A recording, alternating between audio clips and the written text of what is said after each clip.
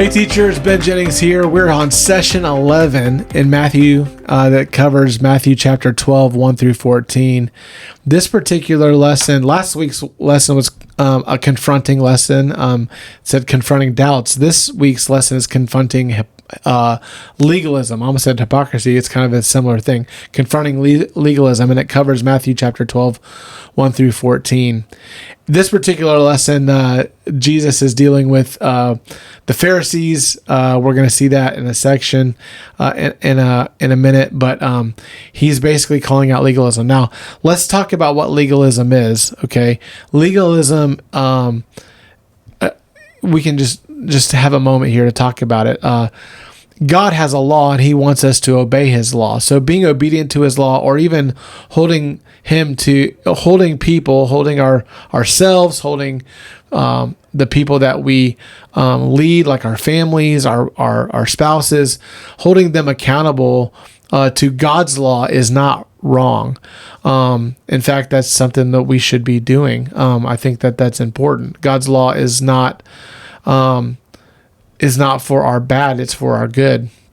That being said, there are people throughout history, we take something good and make it bad. Like that's how men do it all the time. And so legalism happens when we think that we have faith in our works more than we have faith in the God of our works, the God of the law, right? And so when we think that we're right with God because we've kept an external list of standards, and that's how we're right with God, that's legalism. When I'm taking my interpretation of the law that's extra, that's above what God would say or beyond what God would say, and I'm trying to hold that over people or even hold that over myself, especially when it's beyond what God would say, that's legalism.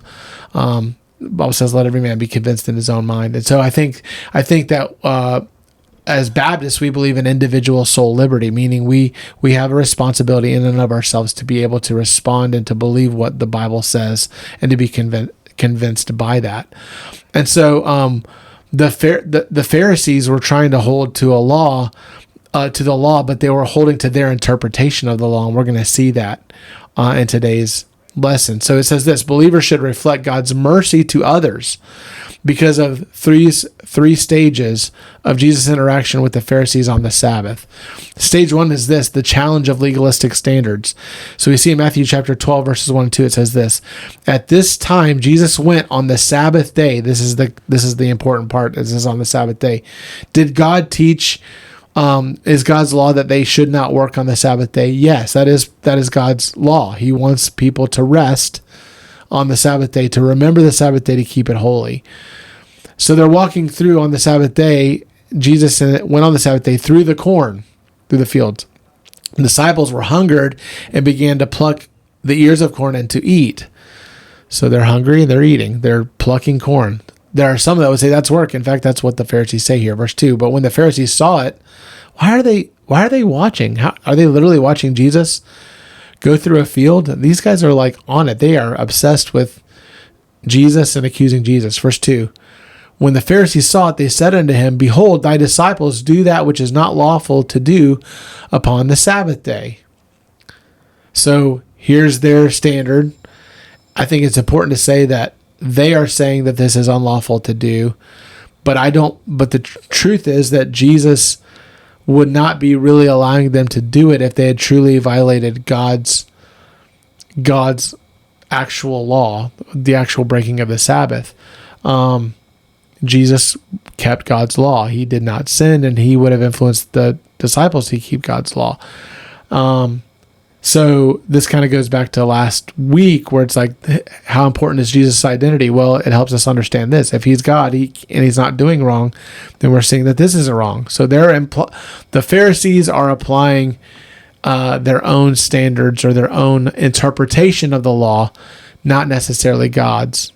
So that leads to stage number 2, the response of our compassionate Lord. So we see the mercy of God here. It's really cool. Verse 3, but he said unto them, have ye not read what David did when he was an hungered, and they that were with him, how he entered into the house of God and did eat the showbread, which was not lawful for him to eat, neither for them which were with him, but only for the priests? Or have ye not read in the law how that on the Sabbath days and the priests in the temple profane the Sabbath and are blameless. But I say to you that in this place is one greater than the temple. But if ye had known what this meaneth, I will have mercy and not sacrifice, you would not have condemned the guiltless. For the Son of Man is Lord even of the Sabbath day. Jesus basically points them to two examples, one with David, the other with the priest that would eat doing those things. And there he basically saying that there are instances where it is right and justified for people to do what some may see as uncouth. He says here, he uses this phrase, I will have mercy and not sacrifice. He's saying that there is something more important than just the ceremonial keeping of the law. He says you would not have condemned the guiltless. Basically saying my disciples are guiltless, and so if you understood that there is something more important than just the rote keeping of the law, that's what it is. He says this, for the Son of Man is Lord even of the Sabbath day. Jesus has the right to say what's right, what's wrong. And then that leads us to stage number 3, the example of healing on the Sabbath. Verse 9 through 14. And when he was departed thence, he went into the synagogue, and behold, there was a man which had his hand withered, and they asked him, saying, is it lawful to heal on the Sabbath days? Now, this is like a crazy question, and it blows my mind every time we think about it. Who has the ability to heal? The one who has the ability to heal is only those. Well, God has the ability to heal, and God sometimes grants people or works through people to give them the ability to heal in the scriptures. And so the question is like, if God grants someone the ability to heal, is it okay for them to do that on the Sabbath? Now think about that. If God grants it, then it's okay. Why would God do something against his own law? It's the whole thing is like, is God conforming to my standard? No. That's not how this works. You conform to God's standard. That's what they're asking him this, that they might accuse him. Meaning there's a bunch of people that have sentiments about how and what should be done on the Sabbath day.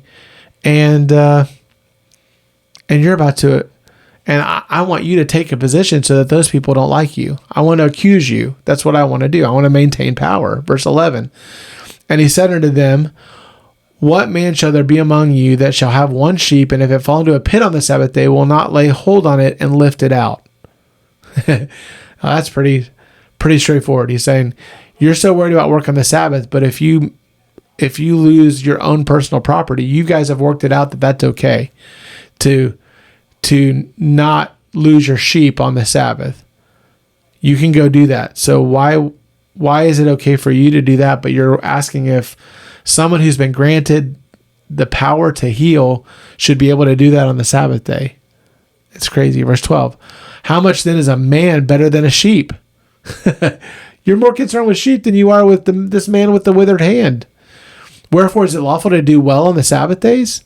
It is, of course. Verse 13. Then saith he unto the man, stretch forth thine hand. And he stretched it forth, and it was restored whole like as the other.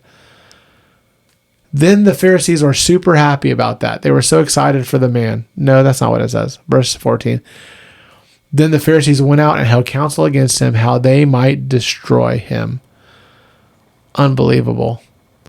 These guys were so hard-hearted. They're so worried about maintaining their own power by the imposition of their interpretation of the law that they're rejecting the God of the law. They're rejecting God who gave them the law. They're rejecting God who grants people the ability to heal, and even more, they're granting the God who is standing before them, Jesus, the Son of God. And I think this is important. It's instructive. Like, we can get super legalistic. We can begin to have standards of ourselves that are outward and external, that give the actual transformation of the heart as what is the aim, to get us off the hook for that, to just conform on the outside and not be changed on the inside. We can use laws and rules as a club to keep people in line, to get them to do what we want. And if it's beyond what the Bible says, that's not right. That's not the purpose of it. Again, it's right to hold people accountable to doing the right thing. Matthew 18 talks about if someone offends you, you go talk to your brother about it. And there's a process for that. Galatians 6:1 says, if a brother be overtaken in a fault, ye who are spiritual, restore such a one. The idea isn't coming and beating them down with the rules and kicking them out because they're bad, or calling them an identity because of their badness. The whole point is, if you do call them out on it, is to restore them to a right relationship with God. And your sin doesn't smell any better to God than the other person's sin. And that's why he says in Galatians 6:1, if a man be overtaken in a fault, ye who are spiritual, restore such a one in a spirit of meekness, considering yourself, lest you also be tempted. So everybody that's exhibiting the fruit of the Spirit needs to understand that if they're not careful, they can also exhibit the lusts of the flesh. And so the works of the flesh battle with the fruit of the Spirit, and we can end up doing both. And so we need to be careful. And when we go to help people that are doing wrong, we're doing it in a way that is for restoration, to point them to Jesus, for the mercy and the grace that is there. And so there's a balance there. There's a real balance there of wanting to be obedient to God's laws, but also to not make laws that aren't there, and to not in the keeping of those laws as an example, and in the holding up those laws as something that people ought to be doing. We're also giving the gospel that says, hey, we couldn't keep the law, and it's only by God's Spirit that we can begin to obey God in a way that matches the inside and the outside. That what I'm doing that's right is happening because of what God's doing and transforming on the inside. I hope this helped you think through the lesson, and I hope you can articulate it clearly on Sunday. Thanks.